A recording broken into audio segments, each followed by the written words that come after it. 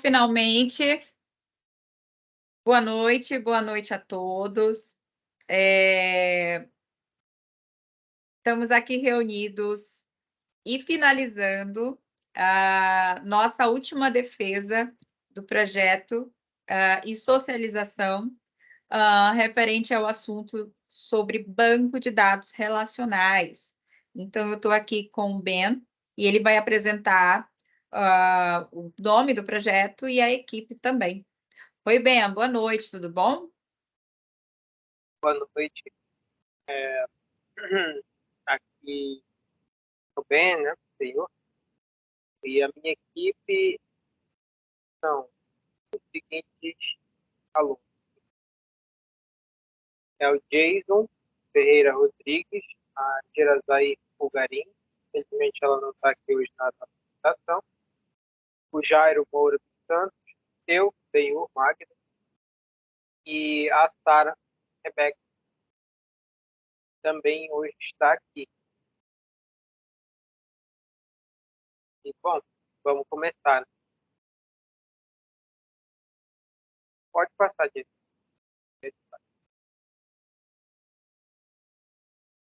A gente teve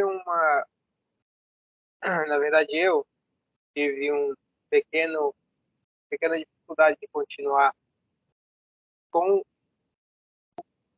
software que eu estava trabalhando ali, que eu estava procurando trabalhar, que era o financeiro, era o app financeiro.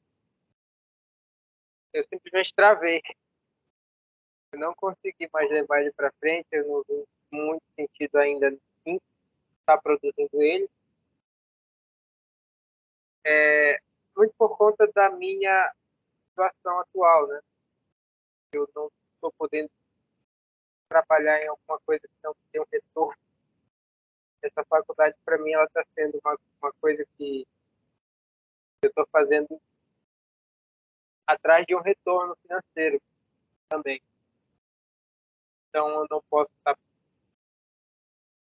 me deixando levar pelo meu lado humano a todo momento. Então, eu decidi, de última hora, mudar para um software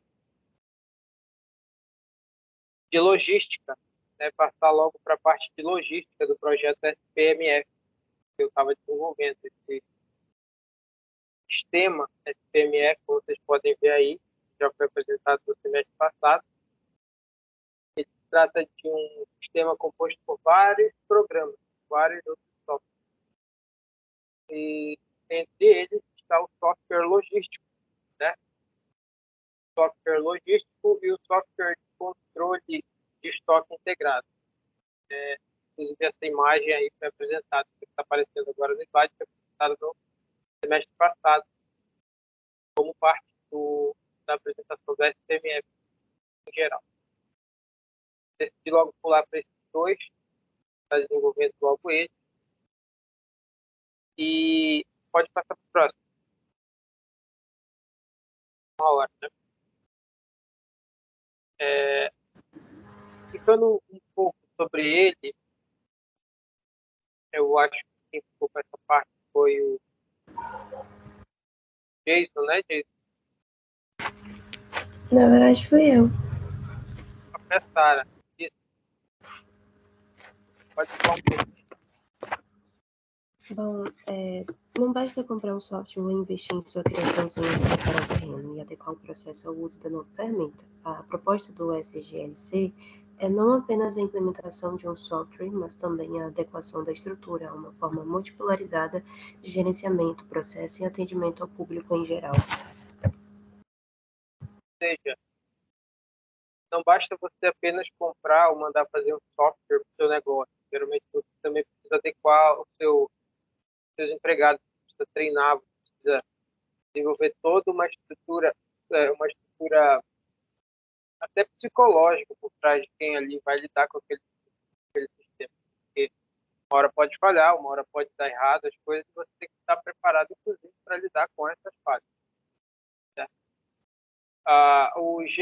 O SGLC, ele é um um software, pode passar para a próxima. Ele é um software de gerenciamento, como está lá no primeiro slide, software de gerenciamento logístico comercial.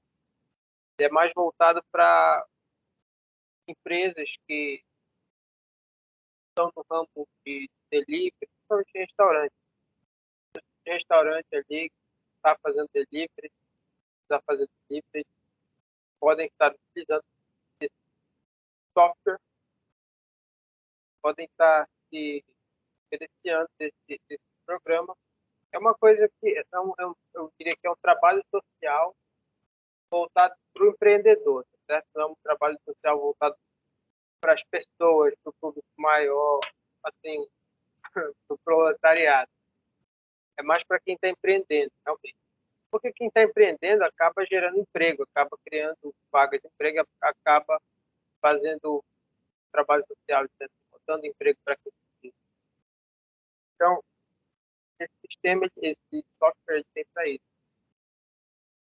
Inicialmente pensado para atender a demanda de restaurantes com sistema de delivery, esse software tem por objetivo organizar, otimizar e, com a ajuda de inteligência artificial, quem sabe, né, até mesmo coordenar os processos de delivery.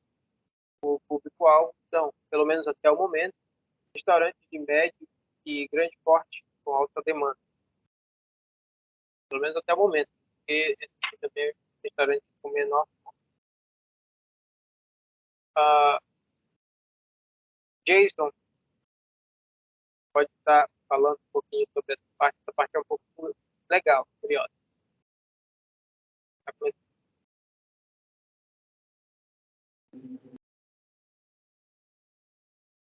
Vamos lá. Organização e utilização? Isso. Sistema interno de demarcação de zonas. Assim deve ser simplificado as direções tomadas pelos entregadores. Mesmo que falte conexão, será mais fácil de se localizar e se comunicar com quem mora por perto. Exatamente. Imagine que você está numa cidade que precisa sair para várias entregas. As entregas estão em vários locais da cidade. Você não tem como distinguir todas elas só pelo nome da rua, de forma rápida. Você precisa de um zoneamento. Você precisa separar a cidade em zonas. Eu optei por separar a cidade nessa ideia, né? Essa ideia. Separar a cidade por cores, zonas coloridas, ao redor desse ponto vermelho aí é o restaurante, digamos assim, né? Cidade. Ao redor do restaurante, aí dependendo da zona, por exemplo, tem, sei lá, 10 entregas para a zona verde clara, por exemplo, e 5 para a zona vermelha. Então, o entregador ele vai levar as 5 da zona vermelha e já leva para a verde clara. Mas ele não pode sair para a zona amarela se ele vai fazer essa rota, porque ele já está indo para uma rota que vai entregar uma grande quantidade. Ele não vai poder ir para uma zona que ele vai só entregar sei lá, mais 10, porque está mais perto. Está entendendo mais ou menos a ideia? Separar a cidade por zonas para facilitar a vida do entregador. Ele vai, com base no zoneamento, decidir quais entregas ele vai ou não vai fazer. Isso serve não só para o entregador de alimentos, mas também para entregador de, sei lá, qualquer tipo de delivery. Você entrega de qualquer coisa. É material de construção, sabe? Uma coisa que pode ter muitas aplicações. Passando para o próximo slide, por favor, tem gerenciamento de dados. Aqui a gente teve uma pequena. A gente tem uma pequeno diagrama. Pode passar esse. Pequeno diagrama. E a gente fez de última hora. Na verdade, o Jairo fez de última hora. Agradeço muito ao Jairo, porque realmente a gente teve que mudar muita coisa de uma hora para outra no final de semana. Muito rápido que ele fez isso. E ele fez isso. E ele pode estar explicando para a gente um pouquinho, depois que eu repasso. Dá para me ouvir bem? Certo. Considerando aqui o estágio bem inicial do desenvolvimento da solução, esse diagrama de classe serve não só para mostrar as entidades que vão participar do sistema, que é as classes, e os relacionamentos que existem entre elas. Então, nessa proposta, que está bem resumida aqui, mas dá uma visão, uma noção geral das entidades mais importantes nesse estágio inicial do desenvolvimento do sistema, traz para a gente aqui a classe cliente e mais outras 3 classes que se relacionam com ela. Então, o ponto central mesmo está diante do cliente, com as informações que a gente vai armazenar lá. E aí, a gente pegando no primeiro relacionamento aqui o cliente com o local, e aqui a gente pensa o local como os destinos, né? Então, assim, nesse conceito desse relacionamento que está existente aqui entre local e cliente, o cliente ele pode ter ali mais de um destino, né? Ele pode ter 0 ou nenhum, 0 ou muitos outros destinos para onde você vai enviar as mercadorias dele. Porque aquele local ele pertence somente àquele cliente nesse contexto. É uma associação da UML que a gente está usando aqui com as multiplicidades de um lado e de outro para representar esse relacionamento. E entra também, explica também o banco de dados, não só a questão da classe em si que você vai criar nas funcionalidades do seu sistema, mas as entidades serão as tabelas onde vão ser armazenadas esses dados com os quais a gente vai trabalhar. Então, eu vou ter ali um relacionamento aqui um para muitos, né? E a entidade local, de fato, ela vai se relacionar por vez com apenas o cliente.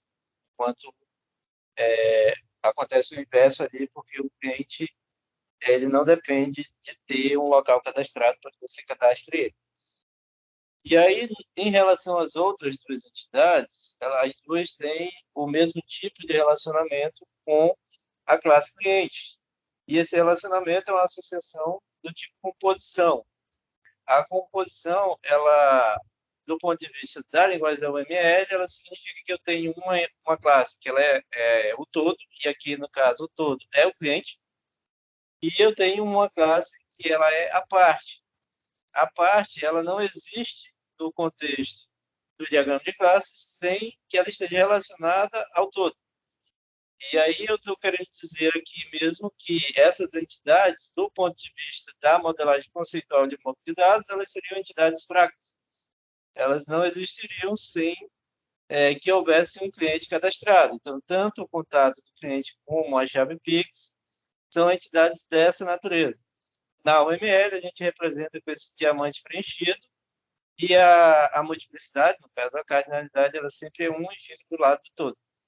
Então, esse é o diagrama resumido com as informações que servem para representar o estágio inicial do que se está pensando da solução e mostram um pouco das entidades principais e dos relacionamentos entre elas no banco de dados. Exatamente. O que vai acontecer aqui, basicamente, para vocês terem uma visão, vamos assim, palpável, o que vai acontecer aqui é basicamente o cliente, quando entra em contato com o restaurante, ele vai ter a opção, né, de fornecer o nome e o CPF dele para realizar um cadastro no restaurante e o endereço dele, naturalmente, ele vai fornecer. Com isso, ele vai ter esses dados armazenados e o sistema vai, digamos assim, memorizar, né, dados do cliente para da próxima vez que ele solicitar a pedido, talvez um outro pedido diferente, seja, só o fato de o operador do sistema colocar o nome do cliente no programa, o programa já vai dar todo o histórico do cliente, já vai dar todos os endereços que o cliente tem ou que teve, enfim. São 3 endereços no máximo, se eu não me engano, não foi, já que eu disse para ser colocado. Não muito, não pode ser muito também, ó, 3 contatos, porque se for contato demais, aí fica muito bagunçado já. Então tem que ter um certo controle para caso a pessoa queira fornecer para algum estorno, né? Passou todo o troco, esqueceu o troco, essas coisas acontecem durante uma entrega de restaurante, então às vezes pode ser gestor por fixo. Enfim, ou seja, é um sistema que ele otimiza, a ideia é otimizar um processo de administração de entrega de restaurante, mas não apenas. A gente pode passar para o próximo slide. Não apenas porque ele gerencia não apenas o delivery. A ideia é ele não gerenciar apenas o delivery, mas também o salão de alimentação, né? Come, chega no restaurante, tem lá mesa, tudo. Como é que aquilo funciona? Aquilo ali tem que ter muita dinâmica, tem que ter muito coisa de questão de segundos ali. Você não pode perder um segundo ali, senão o pessoal corta sua cabeça. Então, esse sistema ele também tem que lidar com essa situação. Pode ser um pouquinho pra gente. E aí, já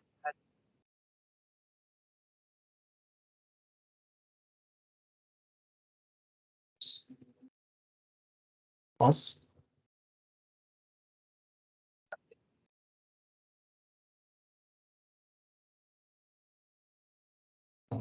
Gerência passiva e ativa. O software terá a função de gerenciar e otimizar a troca de informações entre os diferentes setores de, por exemplo, um restaurante. Informamos ao motoboy sua rota por meio de GPS, completando informações de clientes durante o pedido, analisando e atualizando as disponibilidades de pratos, ajustando a ordem de pedidos conforme a prioridade do cliente, hora de entrega, tempo de entrega, ordem de chegada ou tempo de espera. não sei. Digamos que ele vai ter, de certo modo, uma inteligência artificial no processo de gerenciamento. Tem o nosso gerente aqui, ele vai estar em comunicação direta com o SDLC e com essa comunicação direta ele já vai saber o que tem, o que não tem, o que foi para entrega, o que não foi, o que foi cancelado, o que ainda tem na cozinha, quais são os pedidos que sobraram, quais são os pedidos que estão atrasados, quais são os pedidos que são de clientes especiais, ou algum pedido que tenha sido marcado para determinada hora. Ele vai ter todo esse controle, o gerente vai ter todo acesso a todas as informações, querendo eu, na palma da mão, né? Depende, a pessoa pode ter um computador ali na hora, mas é de pensar levar isso para o celular. E é basicamente isso. Aqui a gente tem o nosso motoboy, né? Uma questão também de conexão de servidor. No caso, o motoboy ele vai se conectar diretamente com o servidor do GLS, do SGLC, diretamente através de uma conexão via nuvem. E tudo isso. Basicamente é isso. Foi uma mudança de última hora muito repentina, mas deu de fazer pelo menos ainda alguma coisinha básica. Deu de fazer. Tem mais alguém para falar? Tem mais alguém? Finalizou? Muito bem, muito bem. Aqui a gente vai reagir. Parabéns. Muito bem. Quem está aqui na sala, vamos todos reagir. Corações. Isso, pessoas. Aqui a gente tem um tema muito especial, que é mudança de projeto, né? Então, é natural que isso possa acontecer na vida acadêmica e na vida profissional de vocês também, né? A todo instante nós estamos tratando de mudança e muito legal que isso aconteceu, porque a gente pode estar visualizando, né? Como é que se comporta a equipe, como é que se comporta eu que estou ali, né, de frente, eu que tenho que dar uma resposta, né? Como é que eu tenho que visualizar? Então, bela entrega, viu? Parabéns, equipe, não deixaram aí a desmotivação, né, deixar vocês de forma que não pudessem apresentar, né, o projeto. É um projeto paralelo, né? Então, eu estou muito orgulhosa, viu? Parabéns em relação a isso. Apresentou um banco bem simples e eu tenho perguntas, tá, sobre o banco, mas eu quero enaltecer aqui a questão lá do banco. Apresentou, a gente ressaltou, né? Bem claro, entidades, classes, falou sobre cardinalidade, né? Uma das equipes que falaram sobre o tema, certo? E também sobre as classes, onde eu tenho a classe principal, né? As classes filhas, certo? As relevâncias de cada uma, foi bem tratado nas aulas isso. E aí, a pergunta, eu acho que o Jairo pode me responder, ou qualquer um de vocês, dentro do banco, eu gostaria de falar sobre os tipos de dados. Pode escolher uma tabela, tá? E me falar aí o tipo de dados. Pode ser cliente e contato, ou contato, tá? Queria que fizesse. E o banco, se a gente fosse desenvolver, né? Nós vamos desenvolver. Qual será o banco aí melhor aplicado? Qual será o melhor sistema de gerenciamento que vocês poderiam escolher para essa aplicação? Pronto. Vou escolher a classe principal aqui para falar dos tipos de dados. Então, no ID cadastro, a gente tem um tipo inteiro. Nome cliente seria um tipo baixado, uma cadeia de caracteres aqui. Poderia até especificar um tamanho, sei lá, 60 a 80 caracteres, máximo, digamos. E o CPF do cliente, que o ideal é que seja baixar também, caracteres, porque se a gente for usar pontos e traços, vai precisar armazenado tipo caracteres. Então, seria esse o ponto. É um banco que, pela natureza do sistema, pode ser usado uma solução gratuita, como uma SQL, por exemplo, mas também, à medida que ele crescer, pode ser aplicado em um SGBD pago, como, por exemplo, Oracle, Firebird, ou o próprio SQL Server, se fosse o caso. Mas, para início de conversa, a solução gratuita é SQL. Muito bem, pessoas. Deixa eu terminar aqui de gravar. Vou finalizar a gravação, tá? Vou ainda estender elogios para a equipe.